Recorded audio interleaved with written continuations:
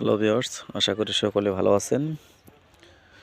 তো আমি আজকে আপনাদেরকে একটু যৌথ একটা ফসল দিয়ে একটু দেখাচ্ছি যে আসলে কিভাবে কি করে। তো আসলে সেই সঙ্গে আরেকটু কথা বলে নিই। অনেক ভাইয়েরা আমাকে হয়তোবা অনেক দিন যাবৎ ভিডিওতে পান না। তাদের কাছে আমি আন্তরিকভাবে দুঃখিত। আসলে সময় মতো ভিডিওগুলো দিতে পারি না বা আপনাদের সাথে দেখা যায় যে অ্যাক্টিভ নেই, সে কারণে। তো যারা আমার ভিডিওগুলা ফলো করেন এবং সাবস্ক্রাইবার আছেন, সকলকে জানাই ধন্যবাদ এবং সকলের দীর্ঘ এবং সুস্বাস্থ্য কামনা করে আমি শুরু করছি। তা আমরা দেখাচ্ছি যে একটা ভাই এখানে এর আগে হয়তো অন্য একটা ফসল দেওয়া হয়েছিল। এর মধ্যে দেখেন কফির সাথে দেখা যাচ্ছে মাঝে মাঝে দেখা যাচ্ছে যে 4-5টা কফি দিয়ে মাঝখানে একটা পেঁপের চারা দিয়েছে, যাতে কফিটা উঠে যায় এবং পেঁপের চারাটা ঠিক থাকে। এই যে দেখেন, এটা হচ্ছে যে দেখা যাচ্ছে যে কফি দিছে, কফি উঠানো শেষ, এর মধ্যে পেঁপের চারাটা আবার যত্ন করা শুরু করবে। তাহলে দেখা যায় যে 2টা ফসলই পেলো। একদিকে দেখা যাইতেছে যে দেখেন, এই যে দেখতে পারতেছি যে আমরা আসলে এখানে কফিটা উঠানোর পরে গাছটা আসলে একদম শুধু পেঁপে গাছটাই রয়েছে। এখন এরপর দেখা যাইতেছে যে পেঁপে গাছের যত্ন নেবে, যাতে একসঙ্গেই 2টা ফসল এসে গেল।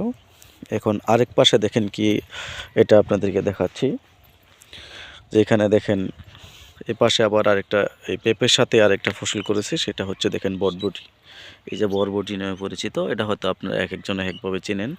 এটা হচ্ছে বরবটি, এটার সাথেও দেখেন পেঁপের চারা।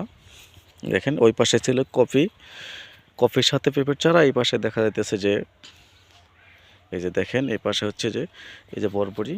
মোটামুটি বরবটি গাছটাও কেটে দিয়েছে, কিন্তু তারপরেও ভালোই বরবটি দেখাচ্ছি আপনাদেরকে। এই যে বরবটি, এই যে সাথে পেঁপের চারা মাঝখানে মালচিং করা পদ্ধতিতে।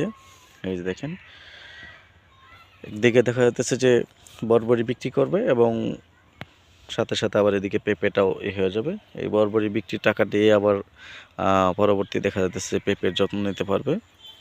এই যে দেখেন, এটা আপনাদেরকে দেখাচ্ছি যে মালচিংয়ের মতো করে মালচিং পদ্ধতি করে করছে। তো মালচিংয়ে আসলে আমাদের মালচিংয়ের উপকারিতাটা হচ্ছে যে অনেক দিকে আমাদের কস্টিং খরচটা কম হয়ে যায়। দেখা যাচ্ছে যে সার কম লাগে এবং দেখা যাচ্ছে অনুখাদ্যগুলো কম লাগে। আর সে কারণে মালচিংয়ে দেখা যায় যে ঘাস ভিতরে এরকম হতে পারে না, সার অপচয় হয় না। এটা হচ্ছে মালচিংয়ের উপকারিতা। তো আপনারা যদি দেখা যায় যে এরকমভাবে কেউ যৌথ ফসল হিসেবে কোনো কিছু করতে চান, আপনারা এরকম করতে পারেন। দেখেন এক পাশে বিশাল বড় একটা এরিয়া, এটা হচ্ছে কফি এবং পেঁপে, আর এই পাশে হচ্ছে বরবরি এবং পেঁপে। আর সামনে আরও দেখতে পারতেছি যে ওটা এখানে হয়তো অন্য একটা ফসল করেছে। তো আমরা হয়তো এই প্লটে ঢুকছি এখন, এটাই আপনাদেরকে দেখালাম। এরপর যদি আরেকটা প্লটে ঢুকি, সেটা আপনাদেরকে একটু দিয়ে দিব। সকলে ভালো থাকবেন এবং সকলে দীর্ঘ সুস্থ কামনা করি। সকলকে ধন্যবাদ জানাই, আমার জন্য দোয়া করবেন। আসসালামু আলাইকুম।